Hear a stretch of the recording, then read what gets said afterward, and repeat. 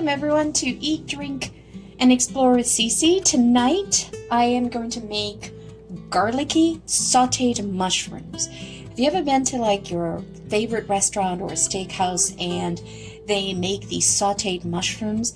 Well, I decided that I'm going to try to figure out how to make it from one of the restaurants that I go to, and I decided to do it my way with my little twist, my little Spanish twist in this.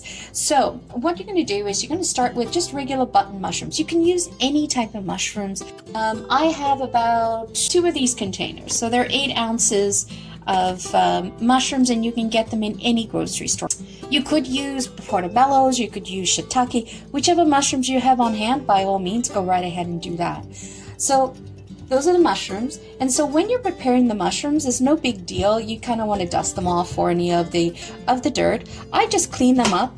I just clean up the edges, and just because I like to see it clean. Like that. And then also when you're cutting these, right, so you just want to clean up the edges through there, put that into my garbage bowl. And instead of cutting it this way, because they're kind of all wonky, I simply go ahead and put them on their side, and you can decide how large you want these mushrooms to be. Now this is kind of large, so I'm going to cut that in half, but you could choose to cut them in quarters if you wanted to. This one here, I'm definitely going to cut in quarters. This one, I'm going to leave it like that size. Maybe that one in a quarter. I do like different sizes. Whenever I'm making things, I like to have different cuts. Some smaller, some larger. And the reason why is it just adds dimension to the plate when you're actually taking a look at it, and you eat with your eyes. That's how I do. It has to look good, and then it has to smell good, and then it has to taste good. Those are the orders of how I go about testing to make sure if I like something. Okay, so why go through the trouble of getting fresh mushrooms and chopping them up and sautéing them? If you were to go and get just mushrooms from a can, any can. By the way, any of the products that you see here, it's not sponsored. It's just the products I use. But I don't use this ever. But I bought it specially to show you guys. So if I open this up, let me go ahead. Take a look at that. They are submerged in water. And the thing about mushrooms is when you're sautéing mushrooms, you're actually cooking the water out of it. You want to remove the water.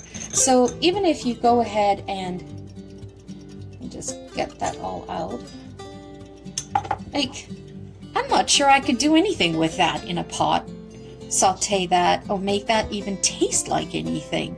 So definitely stay away from it. Take a few minutes. These things cook so quickly. Take a few minutes and cook them. Don't bother with canned mushrooms. Just they taste horrible. All right, on that note, so let me go through what I have here. It's really simple. So you've got your button mushrooms, as you can see here. That's 2 of those blue containers from the grocery store. They're 8 ounces each, so they're 16 ounces here. So we got the button mushrooms, then we've got salt and pepper. So I got Himalayan pig salt, and I grind my own black peppercorn. That's in there. And then I picked up this truffle salt. This just adds another je ne sais quoi, just another oomph to the dish. It is not required, absolutely not required. Himalayan salt's not required. Just use any salt you have on hand in there. And then I chopped up some fresh rosemary and thyme, 2 of my favorite combinations of herbs. And then I just minced up some fresh garlic, have some lemon juice on tap. And now this is the difference. What I do is I do saute the mushrooms when they're ready to go. I saute them with a little bit of sherry. I love to use alcohol in my cooking because it does add some additional flavor components to the dish. It adds some sweetness. It adds some umami notes in the background. Now I've done this dish hundreds of times, and I just use whatever I have on hand. So if I have sherry, I use sherry. If I have port, I'll do port. If you can use white vermouth, red vermouth, you can use Marsala wine in there, Dubonnet, whatever liqueurs you have on hand in there. So that will add at the end, and that is 2 tablespoons of in there. But I kind of measure it. Sometimes I over pour more, because then I just cook it out a little bit further. And then some butter for finishing off, and of course I have some onion in here. You can use any type of onion that you have on hand. White onion, red onion, shallots. I had a mixture of it that I needed to get rid of, so I just kind of chopped that up, whatever I had in through there. And I try to cook it, I try to dice them as small as possible, because they are going to be put in the pot, in the frying pan after. Okay, normally when we're cooking, we usually do bacon first. If you're using bacon, render that down, and then you put the onions into the bacon fat that you've rendered down, and then you put the mushrooms. But this is different because we want to saute them. What we're going to do is we need to extract as much of the water out of it as humanly possible in it. So it's going to take much longer to do that in the pan. And the onions would definitely all disintegrate by the time those mushrooms are ready. So what I thought is, let's go ahead and start sauteing these, rendering them down, get a nice golden color, and then we'll start adding the flavorings from there. Okay, so I have the stove on nice and hot in through there, and I'm going to drizzle a little bit of olive oil. Now, you think that's a lot, but the mushrooms are going to absorb quite a bit of it. And then I'll eye it as we go through. I'll determine, do I need to sort of add a little bit more of it as we cook through. So and I love the taste of extra virgin olive oil. If you had like a roasted garlic olive oil, that would be really good, or a rosemary infused. That would work out well. See how the oil just got absorbed by the mushrooms right away? So the trick is we want to eventually caramelize these with a nice brown exterior. So I'm going to add a little bit more.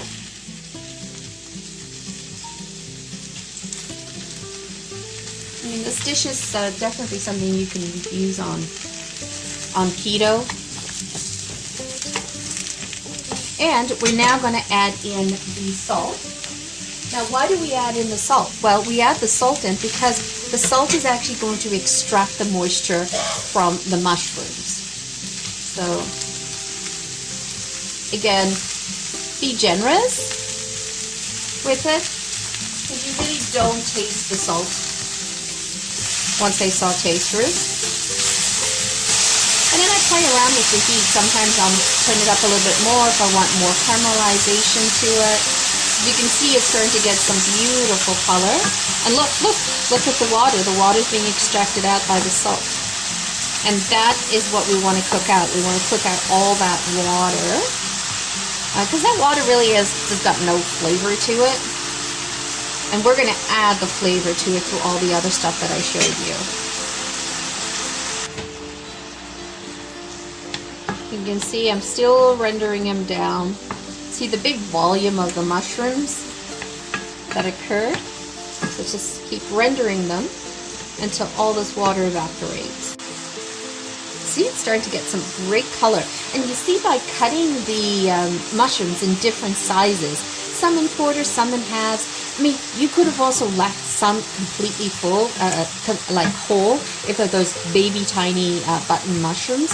But I find that sometimes they take longer to cook and to release its water. So I at least try to do halves in through there. But nice chunkies. And then you serve them as a side on mashed potatoes. You can serve them right on top of the steak as well. I sometimes do the same dish If I want to do vegetarian for the night, I will do the same thing like I'm doing here. I'll cook up a batch of spaghettini or capellini, and or you can do spaghetti. I mean, use whatever pasta you want, but I like the lighter pasta. So I usually tend to use a spaghettini because capellini tends to be sometimes a little too thin. And I cook them up, and then I do a beautiful mushroom sauce. So what I'll do, instead of at the very end, once I put all the ingredients together, all the herbs and the garlic and the onion, and then I do the sherry or the marsala, whatever liquor, alcohol I have basically, put that in, and then I'll do a splash of cream. And the cream can be anything. It can be 5% cream, but you have 5%, 10%, 15, or you can go straight up to the whipping cream. It's up to you. Whatever you have on hand. Sometimes I've even used milk. Now, if you're doing keto, you can definitely use the cream. I would not put in almond milk. I would not put in coconut milk. It changes the flavor of it completely. But definitely put in the cream from that aspect there. Look at that. Oh, look at that. Isn't that awesome? Oh, I get so excited. Look at that. Starting to get that golden color. Look at that. Oh, yes. Oh, it smells so good in here.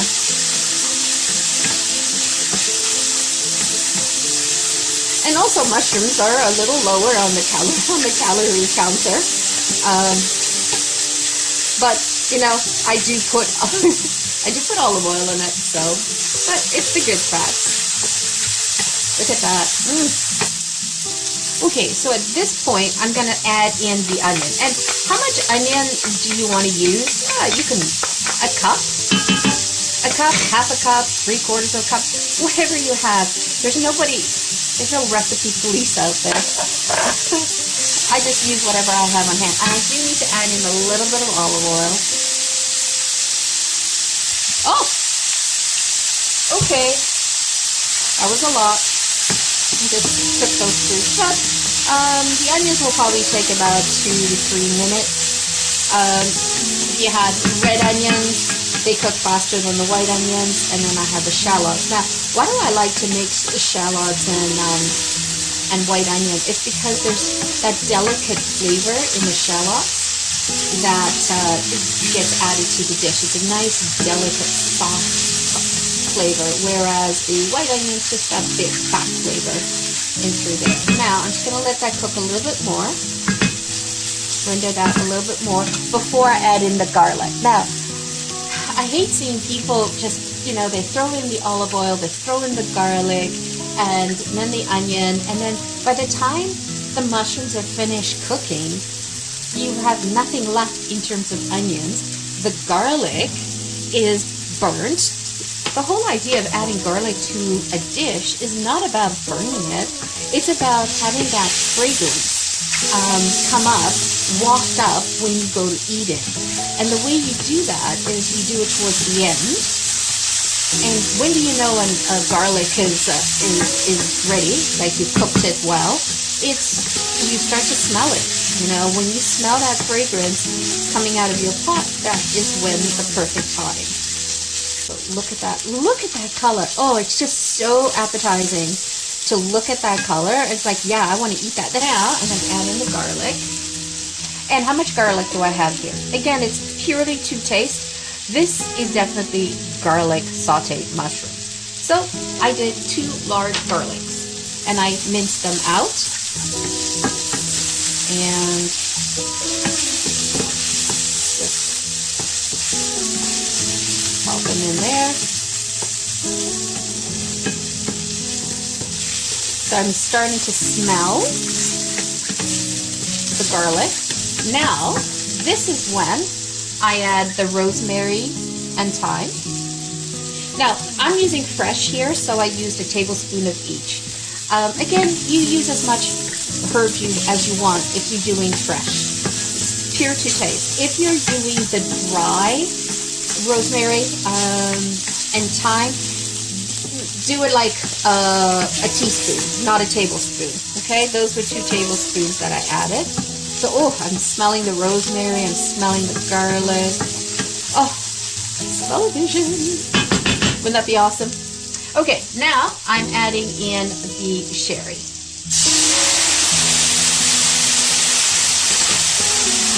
And this is all about getting those bits off the bottom of the fry pan, getting it all, and then having that flavor of the sherry emulsify itself in the existing sauce. Oh, it smells so good.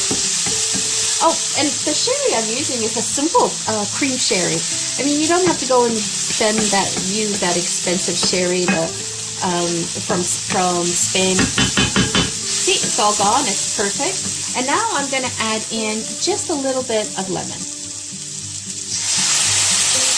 Why am I doing that? Lemon just adds that back flavor to the dish. I'm also going to zest some lemon in here, and it helps me deglaze the pan. And remember, we were putting some olive oil in there too, so the lemon helps cut down on any of the perceived fattiness that you might come across in the mouth. So, and then what I'm going to do is I'm turning off the stove, and I'm just going to sprinkle a little bit of the truffle salt that I got. I'm going to take this off the stove, and we'll go plate it. Okay, so I took the mushrooms off, but what I did off camera, which I forgot to mention, is I just added 2 little blobs of butter into the pan, so it deglazed it, and it added this beautiful sheen to the mushrooms. Doesn't that look good? Awesome. So what I'm going to do now is I'm just going to do a little bit of zest of lemon. Well, that should be enough. Perfect. Just add that in. This beautiful Mediterranean flavor. Look how yummy that looks. Now imagine you could make this double, triple, quadruple the size depending on how many guests you have coming to dinner.